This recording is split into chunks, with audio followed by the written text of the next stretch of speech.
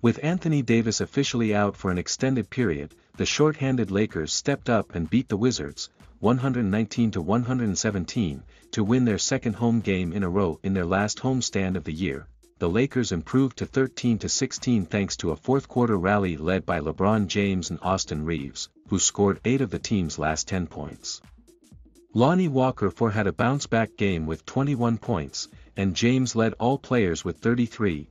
No AD meant the Lakers had to change their starting lineup. After Thomas Bryant's season-best performance against Denver, he was awarded the starting center spot and Reeves was put in to replace the injured Patrick Beverley, who was ruled out with a hamstring strain shortly before tip-off. Reeves was an upgrade, scoring 12 points and grabbing 4 rebounds in 33 gritty minutes, despite injuring his ankle on 2 separate occasions. And while Bryant wasn't able to match his 21-point performance, he did have a respectable 16 points and 10 rebounds on Sunday. Including a game-sealing dunk off of a botched final play, more on that in a minute. In the first half, LA established itself quickly and dominated. They out-rebounded Washington 25-18, scored 10 more points in the paint and led 66-52. Max Christie, who was just called up from the South Bay Lakers, played well in his 24 minutes, scoring 8 points, including going 2-4 from deep, but after seemingly having the game under control, the Lakers gave that control right back to Washington. But we have a recurring segment on our show called Explain That Graham, where we do a deep dive on our guest's Instagram, pull interest. The Wizards started the second half on an 8-1 run and head coach Darvin Ham was forced to call an early third-quarter timeout to kill the momentum. It worked momentarily, as Bron connected on back-to-back plays with Bryant leading to dunks. However, midway through the quarter, Reeves rolled his ankle and hobbled to the locker room. With one less viable guard for Los Angeles, the Wizards closed the third quarter on a 13-3 run to get their first lead since the first quarter, up by 1 heading to the fourth.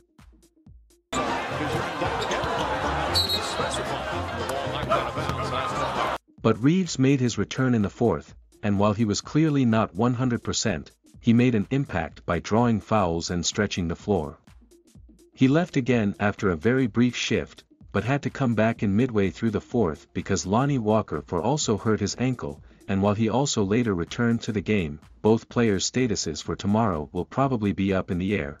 With the Lakers getting depleted more and more as the game progressed, James did what he has done for 20-plus years. He took over the game, scoring 13 points in the fourth, and Reeves had back-to-back floaters in crunch time on Kristaps Porzingis to help keep the Wizards at bay.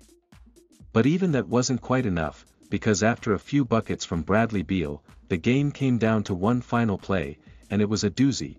After LeBron nearly turned the ball over, he recovered the ball and slung a pass to Bryant, who dunked the ball to ice the game once Kyle Kuzma missed a three on the other end.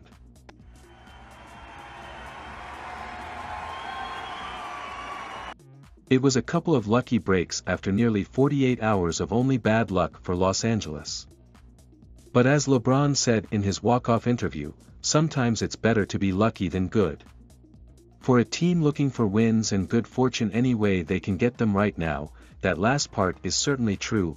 Key takeaways: with Anthony Davis out for a while, an already small Lakers team will lose size and all-star production. It will take a coalition of the willing to band together and overcome his absence and keep the Lakers in the play-in picture, and that unity and teamwork were on full display Sunday as the Lakers persevered through multiple injuries, a lead evaporating and won a close game at home. They'll need to have more of that this week as they close out 2022 on a 7-game road trip. Hopefully, there will be positive news on Reeves and Walker's ankles in the coming days. I wake up cool, but this keeps it going. New goal.